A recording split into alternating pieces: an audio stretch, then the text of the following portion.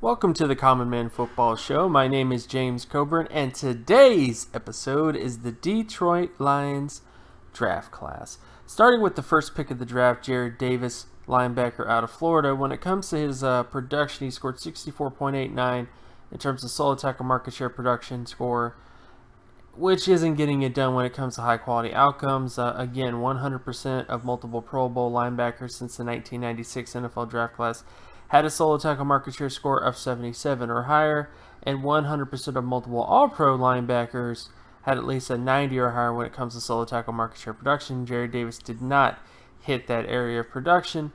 What he does have, though, is above average athleticism. He scored 96.32 in terms of explosiveness for his size, 85.91 when it comes to speed for his size, and 63.02 when it comes to flexibility for his size. The flexibility traits aren't amazing. There also is a couple issues in terms of those sort of things, but there is a couple positives. Ernie Davis, Lions linebacker from about a decade ago.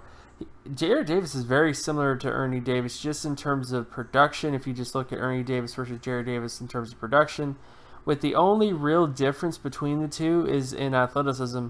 Ernie Sims was a much more athletic player than Jarrad Davis. Pound per pound. So that's really the only really big difference. I think Jarrad Davis will become a long-term starter for the Lions, but as far as high-quality outcomes in terms of Pro Bowl / All-Pro sort of things, I just think that's off the table when it comes to his profile. There are plenty of starters with Jarrad Davis like athleticism that end up being starters, but there's none in terms of Pro Bowlers, All-Pro guys when it comes to the last 20-plus years of the draft. So I just don't think that there's going to be high-quality outcomes with Jarrad Davis, but at the very least, you have a starter. Then you come to the next pick in terms of Teez Tabor, cornerback out of Florida. When it comes to his production, he scored 44.39 in terms of solo tackle market share, 89.96 when it comes to pass deflection market share. He hits the Pro Bowl level when it comes to solo tackle market share, and hits the Pro Bowl / All-Pro level when it comes to pass deflection market share. But his issues really break down when it comes to athleticism for his size. Only scored 37.10 in terms of explosiveness for his size, 25.16 when it comes to speed for his size, and 56.58 when it comes to flexibility for his size. This should really not be a surprise. Anybody that has seen Teez Tabor on film knows his limitations when it comes to speed, knows that he can't really hang one-to-one with wide receivers that are simply faster than him. But if you put him in a zone system, where you have him kind of rely on instincts and kind of make plays within a certain area of the field, and then if he messes up, or if somebody, like if a wide receiver essentially gets out of his zone, have somebody else take care of it. If you do that type of system, I think he will be fine. Will he ever be a multiple Pro Bowl or multiple All-Pro player? That's just not likely based on his athleticism traits. And the only real player that you can really point to with athleticism this poorly is Brent Grimes. But that's all there is Brent Grimes. There's Brent Grimes, and then there's Brent Grimes, and then there's Brent Grimes. Like, he's an outlier for a reason, and I don't like to project players as outliers based on one player. So I would say best case with Teez Tabor, you get a potential long-term starter as a zone corner, but I don't think he's someone that you really want matching up with wide receivers that are very fast, very explosive, just very much anything. I mean, his best fit, honestly, would be sort of a zone or a slot defender. Like, that sort of a role would be his best fit based on his athleticism. I'm not sure if that's what they want to do with him, but that's just what his athletic skill set would best fit. So I'll be very interested to see how he turns out, but there just are lots of questions from his athleticism. Then we come to the next pick of the draft in terms of Kenny Golladay, wide receiver out of Northern Illinois. A pick that I actually was fairly surprised by when it comes to his market share production. He scored 90.22 when it comes to passing yardage market share production. But unfortunately, he has an age score of 16.59, which is just not getting it done when it comes to high-quality outcomes. And not only that, when you look at his production for his strength of schedule, it gets a little bit scary, guys. I'm not going to lie. When you look at his schedule-adjusted production, he scored 40.06, which isn't hitting the areas that he needs to hit in terms of not only high-quality outcomes, but also just in terms of long-term outcomes. Despite the fact that he was very productive at his level of competition. The fact that he is as old as he is, and the fact that it was against the strength of schedule that was just kind of it doesn't really bode well for Kenny Golladay in terms of long-term outcomes. I think, and then when we get to his athleticism before we get to the final verdict, he scored 73.51 in terms of explosiveness for his size, 78.01 when it comes to speed for his size, and 79.41 when it comes to flexibility for his size. So he's a good athlete. He was productive against his level of competition, but based on his age and based on his schedule-adjusted production, which includes basically all the players that he faced for his level of competition, I would say starter is best case scenario, but there's also a lot of things pointing towards this pick not being that great long term. So this is a pick that I actually kind of am a little bit more worried about than most based on that schedule adjusted production that Golladay has, because it's just not as good as it needs to be for long-term outcomes. It just isn't there. And then we get to the next pick of the draft in Jalen Reeves-Maybin, linebacker out of Tennessee. When it comes to his production, he scored 85.94 in terms of solo tackle market share production, which again, based on that solo tackle market share production, he hit the Pro Bowl area of that production metric, which is a good thing. Unfortunately, when it comes to athleticism, he only scored 62.08 in terms of explosiveness for his size, 53.25 when it comes to speed for his size, and 30.70 when it comes to flexibility for his size. All those athleticism marks put together don't equal Pro Bowl / All-Pro outcomes, but there is some hope in the fact that he was injured during testing. He wasn't 100% when he got to testing, so there is some hope that he might be more athletic. It's just that during the process he was injured and wasn't able to put his best foot forward when it came to testing. So there is some positives from that perspective. But based on the data that we have in front of us right now, based on the available information, I would project Jalen Reeves-Maybin as basically just a long-term starting linebacker, which I don't think is a bad thing, but you do have to understand that that's like the highest quality outcomes. Like the very, very high quality outcomes are just up in the air right now, because despite the fact that he has really good production, he doesn't have the athleticism or proven athleticism to match what he did from a production standpoint.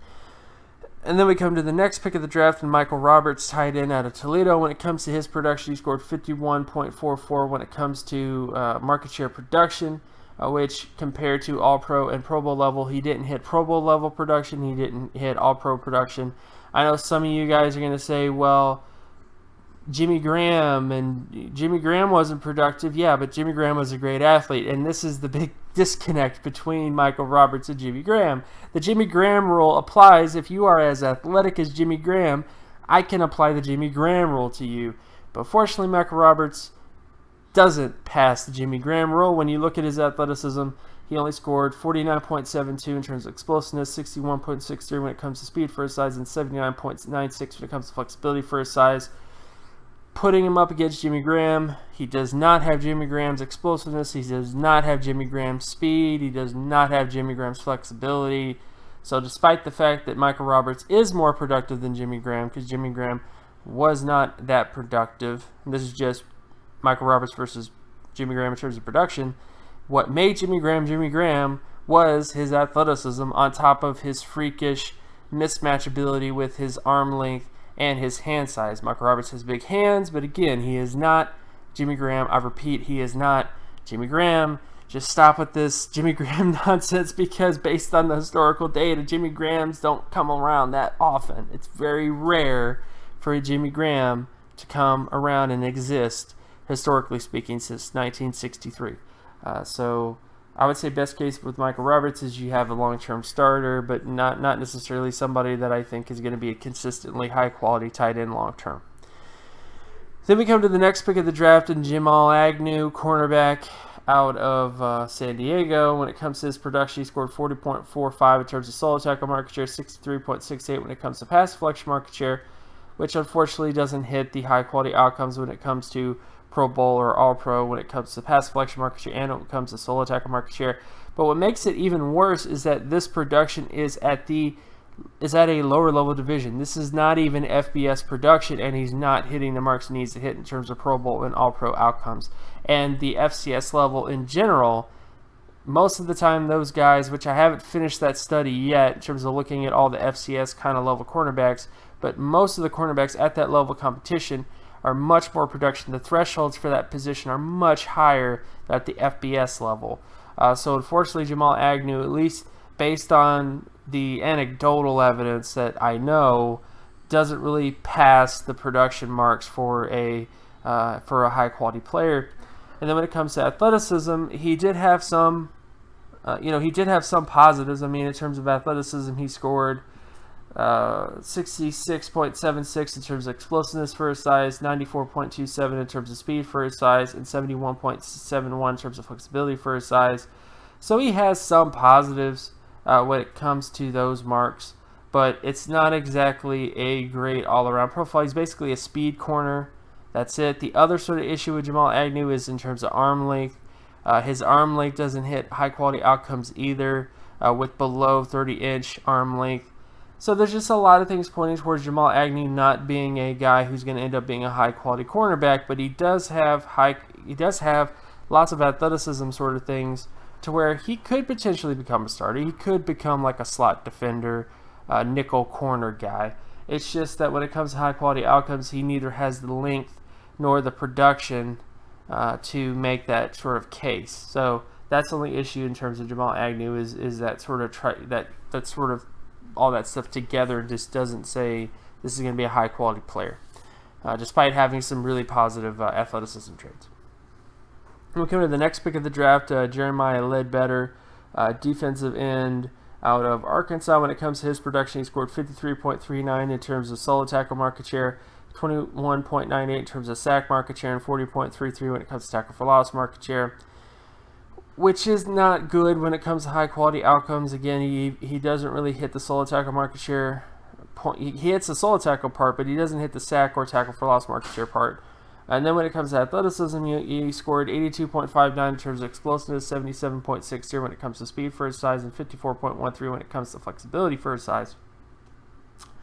All those marks are good. The flexibility is not the best. I think best case scenario of Jeremiah Ledbetter, you might have a long-term starter potentially, but I would kind of side on more of the backup level. I think is the best case scenario for Jeremiah Ledbetter based on his production marks. So even though he does have some positive athleticism traits, I just think it's more likely to view him as a guy that will probably not hit 64 starts in his career based on his production. And then we come to the next pick of the draft in Brad Kaaya. When it comes to his high school production, he scored 64.02 out of 100, which unfortunately doesn't hit the long-term starting level since 2007 of 69 or higher.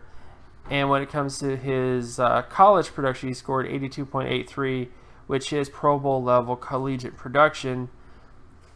But there are just still questions when it comes to his overall production marks. He doesn't really hit the long-term starter marks when it comes to all the way back to 2007. And he also doesn't hit the Pro Bowl level marks when it comes to his high school production too. So I think best case scenario with Brad Kaaya, you have a high quality backup. There is potential that he could become a starter because this data, when it comes back to the 2007 NFL draft class, the data doesn't really go back that far. It's still far. It's a 6,000 plus sample, but it's just there are some things that have to be ironed out. Like there has to be more draft classes to really make it a little bit more solid, I guess, compared to the other data. But I think that just right now, Brad Kaaya is someone that I just have issues with when it comes to that sort of thing. And then the last pick of the draft in terms of Pat O'Connor, defensive end out of Eastern Michigan. When it comes to his production, he scored 69.35 when it comes to solo tackle market share, 99.62 when it comes to sack market share, 90.95 when it comes to tackle for loss market share, which are all very good marks, but it all breaks down when it comes to his age. Only scored 21.31 in terms of his age score, which doesn't hit high-quality outcomes. And athleticism-wise, he only scored 63.82 in terms of explosiveness for his size, 62.77 in terms of speed for his size, and 72.52 when it comes to flexibility for his size, which is above average athleticism across the board, but he doesn't really have one athleticism trait that is truly elite. So I think, again, I keep saying this, but I just think the more likely scenario for Pat O'Connor is that he could become a long-term starter, but there are some things in terms of age that point towards that possibly not happening. And also because he doesn't have one elite trait in terms of athleticism, high-quality outcomes are basically off the table for him. but he could end up being a starter. So how do I feel about this draft class? Well, it's okay. It's all right. You got guys that are going to become starters. I think Jarrad Davis, Teez Tabor, Jalen Reeves-Maybin, Michael Roberts, Pat O'Connor. Like you have guys that can become starters. The one thing you don't have is a lot of guys. You don't have any players here that hit high quality marks, meaning that you have no players that hit all the production marks of a high quality player and all the athletic marks of a high quality player. This isn't that type of draft class. Again, I'm not like going to say, oh, it was a terrible draft, it was this. I'm saying you got players that are going to become starters, but you don't have a ton of players that hit marks indicative of past special players. And I think that's kind of a problem. This was a pretty deep class according to most analysts and according to the data, and you didn't come out of this draft with at least one player with potential high-quality outcomes. So that's a problem. It's just an issue in terms of this draft class in general. And you also have lots of question marks with lots of these players. Again, guys like Teez Tabor is someone that, based on his athleticism, would have to be like an eye in the needle type of outlier just to be a very good, consistent starter. Guys like Michael Roberts is another guy who's kind of an eye in the who production-wise is kind of questionable in terms of if he becomes a long-term starter. Guys like Jamal Agnew, based on his production, his level of competition, is a guy where there's questions in terms of long-term success. Jeremiah Ledbetter is another guy where there's some questions about long-term success based on his production. And Pat O'Connor, there's some questions in terms of age. So for as many positive things that you have in this draft class, there's a whole lot of things saying that these guys are not going to do well. So it's not the best class when you just have to look at it from that kind of perspective. Again, I don't think it's a terrible class by any stretch of the imagination. I just think that you could have done better when it comes to the picks that you had available. So again, my name is James Cobern. You can follow my work at draftcoburn.wordpress.com, and you can also follow me on Twitter at Geometrics. If you have any questions, leave a comment below. And yeah, I will talk to you guys on the next show pretty soon. Peace.